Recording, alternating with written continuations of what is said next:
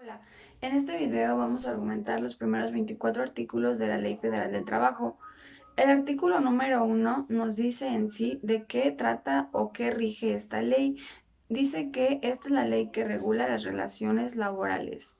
El artículo número 2 nos habla sobre el derecho a un trabajo digno y respeto a la dignidad humana. Ahora, ¿qué es la dignidad humana?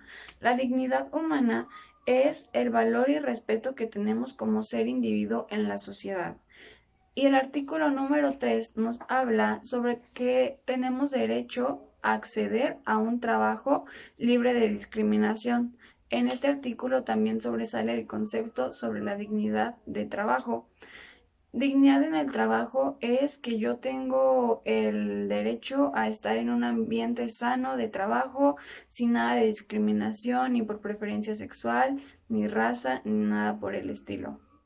También es importante destacar estos conceptos de estos primeros artículos, que son libertad en el trabajo y justicia laboral. Libertad en el trabajo significa que es la posibilidad real de desarrollarnos integralmente para así poder alcanzar la felicidad en nuestra vida.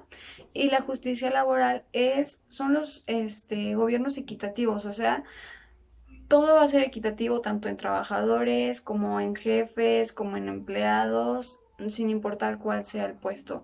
Eso es la justicia laboral. El artículo número 3 tiene dos apartados. Uno que es artículo tercero bis, que nos habla sobre dos conceptos muy importantes, que es el hostigamiento y el acoso sexual. El hostigamiento es el que existe cuando hay una relación de subordinación y el acoso sexual es una forma de violencia donde hay abuso del poder. La segunda parte del artículo es artículo tercero ter. CITER nos habla sobre la autoridad conciliadora, autoridad registral, los días laborales, correr traslado y todos esos conceptos. El artículo número 4 nos habla sobre que no puede negarle a ninguna persona su trabajo ni su profesión siempre y cuando sea lícita. Mientras sea lícita, tú puedes ejecutar tu profesión, tu trabajo. También nos habla sobre un caso en el que pueden dañar los derechos del tercero. Por ejemplo, a mí me descansaron de mi trabajo por alguna enfermedad y yo regreso, ya me quieren sustituir o ya no me quieren aceptar porque estaba enferma. Eso no se puede hacer. El artículo número 5 nos dice que todas las disposiciones de esta ley son de orden público y no producirán ningún efecto legal, como en los casos que establezcan trabajadores a menores de 15 años, jornadas extras a menores de edad, jornada inhumana y una jornada mayor que lo que permita la ley. También el artículo número 6 nos habla sobre que todo lo que sea aprobado en el artículo 133, pero de la Constitución, serán aplicables en el trabajador siempre tomando en cuenta su beneficio. Es decir, lo que sea mejor para él de ese artículo va a ser lo que será aplicado en dado caso. Ahora vamos a hacer una pausa sobre estos artículos que han sido explicados para poder resaltar tres conceptos muy importantes. Los primeros son garantías individuales y derechos humanos. Estos siempre están ligados a lo que es la seguridad social, al recibir un salario, una vivienda, una indemnización en caso de un despido sin causa. Y otro concepto es la igualdad sustantiva. Esta es la que se logra cuando se elimina, por ejemplo, la discriminación de una mujer por anularle su ejercimiento de los derechos humanos, de goce y dentro del ámbito laboral. Y otro muy importante es la no discriminación, que esto lo estuvimos viendo tanto en el artículo número 2 y en el artículo número 3, que hablan sobre la dignidad humana y la dignidad en el trabajo, que lo más importante es la no discriminación dentro del ámbito laboral. Podemos continuar con los artículos. El artículo número 7 nos habla que en toda empresa tiene que estar por lo menos el 90% de trabajadores mexicanos. En caso de que haya alguna capacidad temporal, capacitación, pueden llegar algunos extranjeros, pero ellos tienen la obligación de enseñarles a los mexicanos lo que se les está haciendo. El artículo número 8 nos define dos conceptos muy importantes, que es trabajador y trabajo. Trabajador es una persona que presta a otra persona física o moral un trabajo personal subordinado. Y trabajo es una actividad humana, material sin importar el grado de preparación. El artículo número 9 nos habla sobre un concepto muy importante que en algunos casos podemos llegar a confundir. Es el trabajador de confianza. El trabajador de confianza se asigna por sus funciones y no es por el puesto que está asignado. Ahí es donde algún momento podemos llegar a confundirlo. Las funciones que cumplen son de dirección, vigilancia, administración. Ahora, el artículo número 10 nos define otro concepto igual importante que es patrón. Patrón es una persona física o moral que utiliza servicios de uno o varias personas. El artículo número 11 nos habla sobre las personas que están en funciones tanto de dirección y administración tienen la obligación, o más bien son la representación de los patrones. Entonces, esto lleva a que ellos tienen la obligación de estar en relación también ellos con los trabajadores, no solo porque también son trabajadores, no se tienen que llevar con los demás. Como están en una función muy importante y son representación del patrón, tienen que también tener una relación laboral con los demás trabajadores.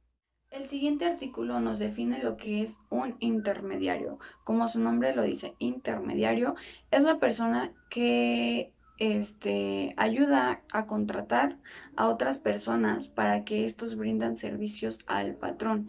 Él está como en la mitad de la contratación del trabajo. El artículo 13 dice que no son intermediarios sino patrones las empresas que tienen los medios suficientes para cumplir con las obligaciones que resultan de las relaciones de los trabajadores con la empresa. Las fuentes generales del derecho son la Constitución mexicana, los tratados internacionales, la Ley Federal del Trabajo y los reglamentos que derivan de ella. Los principios del derecho laboral son el principio de no discriminación, el principio de justicia social, principio de equidad, el principio de buena fe, y todos estos se tienen que llevar a cabo mientras se celebra un contrato y mientras tú contrates a alguien. El derecho al trabajo nos sirve como base para la realización de otros derechos humanos y para tener una vida digna, y este está contenido en el artículo 5. Y el derecho al trabajo es el recibir un trato digno y tener unas condiciones dignas en el trabajo en el que te encuentres. El tener un trabajo digno y decente es que se te tiene que dar un ingreso justo por el servicio que tú estás prestándole a dicha empresa. Las instalaciones tienen que ser adecuadas y no deben de afectar a tu salud, no te tienen que irrumpir en tu desarrollo integral y no tienen que discriminarte de ninguna manera.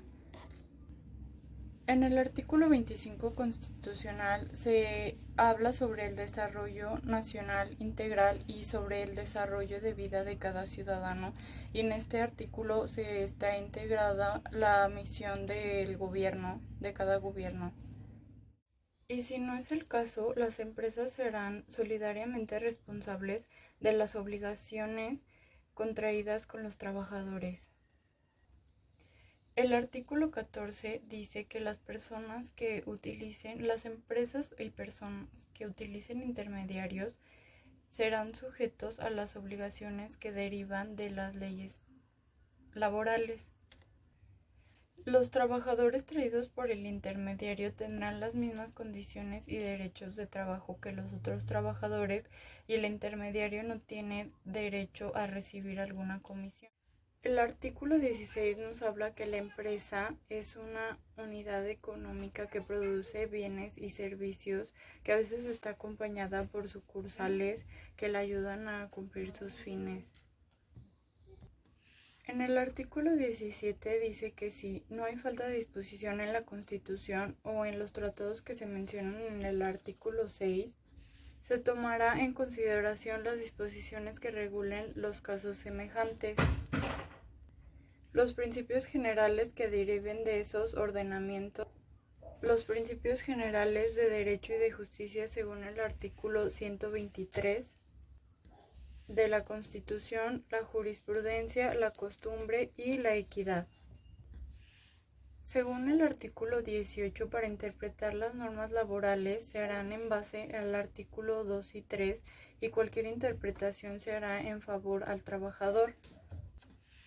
En el artículo 19 se habla que los actos relacionados a la aplicación de las normas del trabajo no realizarán impuesto alguno, o sea que no se causará ningún impuesto. El artículo 15 habla sobre la subcontratación. Supongamos que yo trabajo en una empresa y yo soy el contratista y tú eres mi contratante.